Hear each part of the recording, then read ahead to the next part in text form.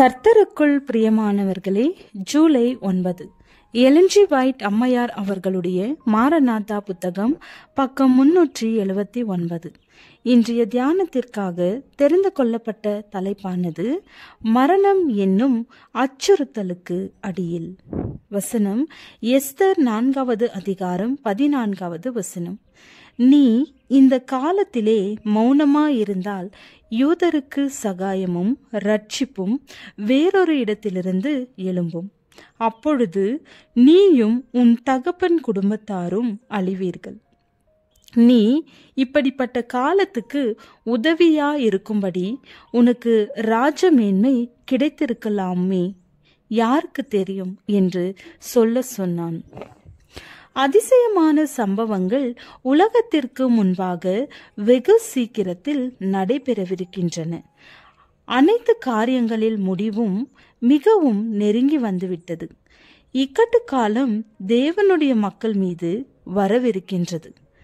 ஆண்டவரின் நாளை கை கொள்ளுகிறவர்களை வாங்கவும் விற்கவும் கூடாதபடி தடை செய்யத்தக்கதாக ஒரு சட்டம் இயற்றப்படும். இவ்வாறு ஓய்வு நாளை ஆசரிப்பவர்களுக்கு அவர்கள் வாரத்தின் முதல் நாளை ஓய்வு நாளாக ஆசரிக்காவிட்டால் தண்டனை, ஏன் மரண தண்டனை கூட விதிக்கப்படும் என்று பயமுறுத்தப்படுவார்கள். தேவனுடைய மக்களுக்கு விரோதமாக இயற்றப்படும் சட்டம் எஸ்தர் ராணி காலத்தில் அகாஸ்வேரு ராஜா யூதா இனத்தவருக்கு விரோதமாக பிறப்பித்த சட்டத்தை போன்று இருக்கும். உண்மையான தேவனை பற்றிய அறிவை பாதுகாத்த மக்களை பூமியினின்று அழித்து ஒழிக்கத்தக்கதாக இந்த திட்டத்தை சாத்தானே பின்னின்று தூண்டிவிட்டான். ஆனால் அவனது மறைவான இந்த சதித்திட்டங்கள் மானிடரிடையே ஆளுகை செய்து கொண்டிருக்கும் எதிர் வல்லமையால் தோற்கடிக்கப்பட்டன. ஓய்வு நாளை கை கொள்ளுகின்ற இச்சிறு கூட்டத்தில் வாயில் கதவண்டை அமர்ந்திருக்கும் மொர்தெகாயை புரொட்டஸ்டன்ட் உலகம் பார்க்கிறது. அவனது குணமும் நடத்தையும் தேவனுடைய பிரமாணத்திற்கு ஒரு பயபக்தியை வெளிப்படுத்தியது. ஆண்டவருக்கேற்ற பயத்தை தூர எறிந்துவிட்டு அவரது ஓய்வு நாளை காலின் கீழ் போட்டு மிதித்து கொண்டிருந்தவர்களுக்கு இது ஒரு தொடர்ச்சியான கண்டனமாக அமைந்திருந்தது. அலையாது நுழைந்திருக்கும் இந்த வேண்டாத நபரை எந்த வழிவகையிலாவது நமது வழியினின்று விலக்கிவிட வேண்டும் என்று எண்ணப்பட்டது. அதே ஆதிக்க மனப்பான்மை கடந்த காலங்களில் உத்தமமாக இருந்தவர்களுக்கு விரோதமாக சதித்திட்டம் தீட்டியது.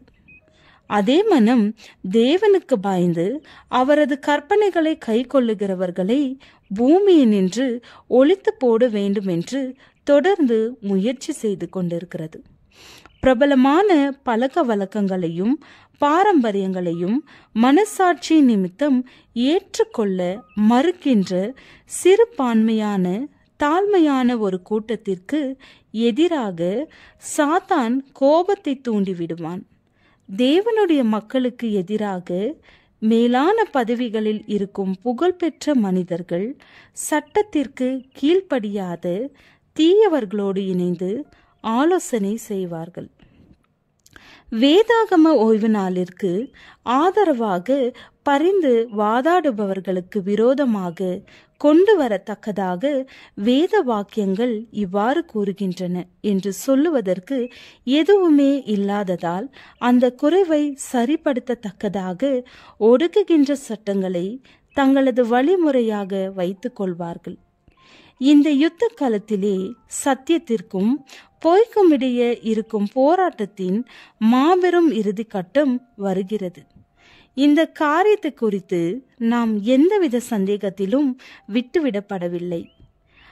மொர்தெகாயின் நாட்களில் செய்தது போல இப்பொழுதும் கூட ஆண்டவர் தமது சத்தியத்தையும் தமது மக்களையும் மெய்ப்பித்து காட்டுவார்.